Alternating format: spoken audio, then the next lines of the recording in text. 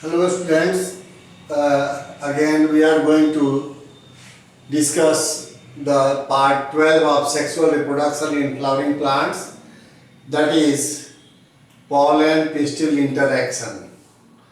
It means what happened after the arrival of pollen at the stigma.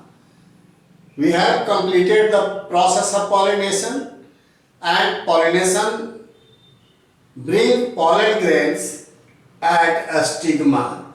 So, what changes occurs at this place? How the pollen and the stigma of the pistil interact with each other. It is not necessary that all the time a right pollen will come here. Sometimes wrong type of pollen may reach to the stigma. So what happened there? How they recognize? How they allow the further processes? So in this part we will discuss, and that is the event of landing of pollen grain, pollen on a stigma, and entry of pollen tube in ovule is collectively called as pollen pistil interaction. इसी को define करेंगे अगर हम, तो कहता है कि pollen grain के स्टिग्मा पर आने के बाद इस pollen ट्यूब को ग्रोथ होकर के ओव्यूल तक जाना, और यही सारी प्रक्रिया को ही कलेक्टिवली हम क्या कहते हैं, सामूहिक तौर पर इसको कहते हैं pollen pistil interaction. बातचीत क्या हुई, तो आइए देखें हम होता क्या है.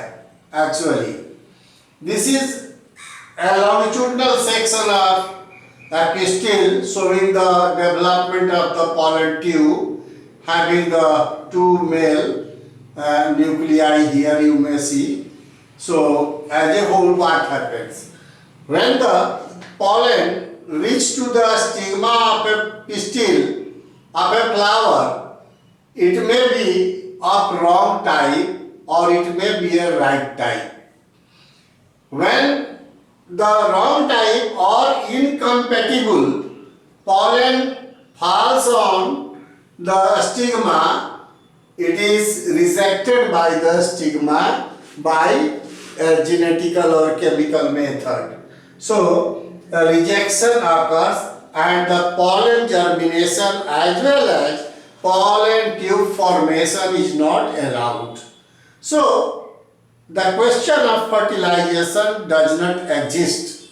कहने का मतलब जब कोई गलत तरह का दूसरे पौधे का पॉलन यहाँ आ गया एक्सपोज पिस्टिल के स्टिग्मा पर, तो ये पहचान जाता है और पहचानने के बाद स्टिग्मा उसके पॉलन ट्यूब को ग्रोथ को जर्मिनेशन को रोक देता है, और इस तरह से ये फर्टिलाइजेशन की क्रिया आगे नहीं बढ़ सकती.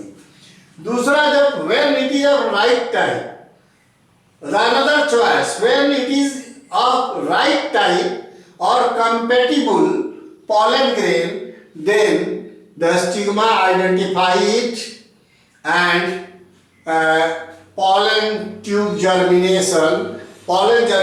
begins. From the germ pore, you know, in the pollen wall there is a germ pore, a tube formation occurs and it comes out through the germ pore, and from there a pollen tube grows. This pollen tube, after the growth, pass through the tissue. It is a chemical response shown by chemotropic movement. It is a good example of chemotropic movement. Enzymes are produced that dissolves the tissue style, and finally the pollen tube get its growth and it reach near the ovary. Pollen tube enters in ovary, and here you know the open space, this minute aperture is micropyle, and now the pollen tube from a stigma by going through it comes to the micropylar end, or micropyle enters into micropyle. Then pollen tube is enter into ovule via micropyle. Now here filiform apparatus lies, you discussed already in the previous class, we have discussed it. The filiform apparatus guide pollen tube. Pollen tube enters in synergid and release male gamete.